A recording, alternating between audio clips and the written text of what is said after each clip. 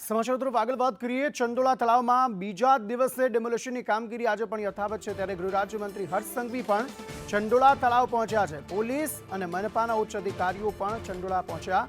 Police commissioner GS Malik Chandola તળાવે પહોંચ્યા છે। મનપા કમિશનર પણ અહીં ચંડોળા તળાવે પહોંચ્યા છે। જણાવી દઈએ, ડેમોલિશનની કામગીરી આજે બીજા દિવસે પણ યથાવત છે।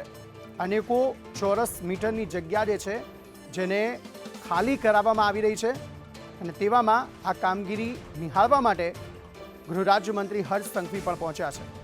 અનેક બાંગ્લાદેશીઓ અહીંયા ગેરકાયદે રીતે રહેતા હતા, જેની માહિતી મળતાની સાથે જ હવે તેમને ડિપોર્ટ કરવાની કામગીરી તો કરાઈ, તેમના ડોક્યુમેન્ટ વેરિફિકેશનની કામગીરી કરાઈ છે।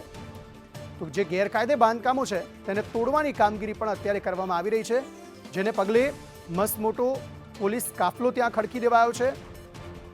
JCB મશીન્સ અને અન્ય મશીનો થકી આ જે ગેરકાયદે બાંધકામો છે તેને તોડવાની કામગીરી થઈ રહી છે અને તેવામાં પોલીસ કમિશનર, મનપા કમિશનર સહિત ગૃહ રાજ્યમંત્રી પોતે અહીં ચંડોળા તળાવ પહોંચ્યા છે।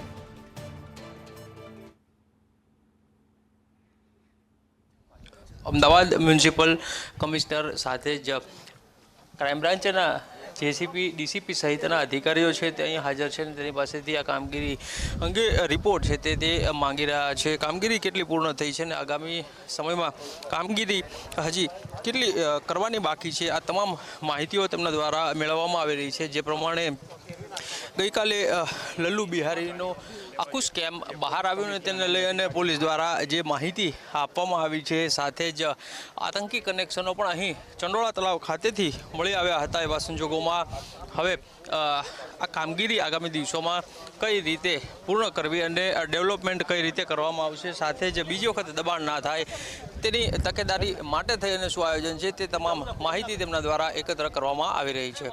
કેમેરામેન સંદીપ રાઠોડ સાથે કશ્યપ જોશી, સંદેશ ન્યૂઝ, અમદાવાદ।